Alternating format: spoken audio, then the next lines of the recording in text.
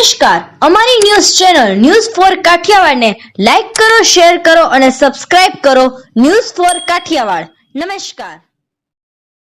જૂનાગઢ માંગરોળમાંથી મળી આવ્યું narcotics drugs.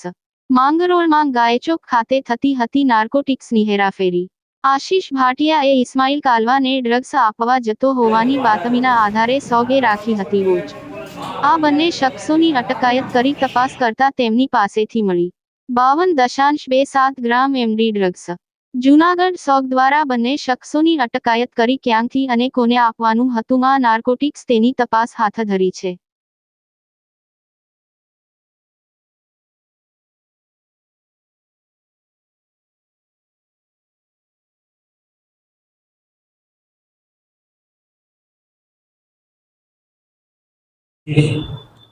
ગઈકાલે એસઓજીના એએસઆઈ શ્રી મહેન્દ્રભાઈ તેમજ હેડ કોન્સ્ટેબલ શ્રી અનુરીતસિંહ બંનેને એક ખાનગી રાહે બાતમી મળવા પામેલ હતી કે માંગરોળના ગાયચોગાન ચોક ખાતે માંગરોળના આશીષ જાદવ છે આ નામનો વ્યક્તિ તે ઇરફાન ગોપી ઇસ્માઇલ કાલવાત આ નામના વ્યક્તિને પ્રતિબંધિત નાર્કોટિક્સ ડ્રગ્સ વેચાણ માટે આ જે ગાયચોગાન ચોક છે ત્યાં આવનાર હોય, જેથી આ સ્થળદરુ જગ્યાએ માનની એસપી સાહેબની સૂચના મુજબ એસઓજી પીએસઆઈ શ્રી સોલંકી અને તેમની ટીમ મારફત એક વોચ ગોઠવવામાં આવેલ હતી.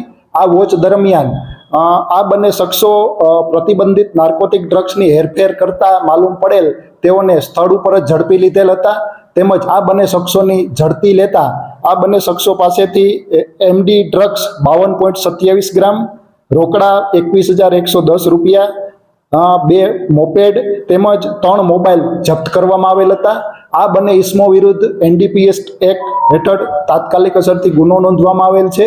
તેમજ આ બંને લોકો છે એ આ જે પ્રતિબંધિત નાર્કોટિક ડ્રગ્સ છે એ કઈ જગ્યાએથી મેળવેલ હતું, તેમજ કોને સપ્લાય કરનાર હતા, તેમજ કેટલા ટાઈમથી આ પ્રવૃત્તિ ચાલુ હતી તે અંગેની આગળ ઉપરની ધોરણસરની તપાસ માટે આ ગુનાની તપાસ હાલ માંગરોળ પીઆઈ શ્રી એસ કે દેસાઈને સોંપવામાં આવેલ છે. સાહેબ, એને કોઈ રીતની છે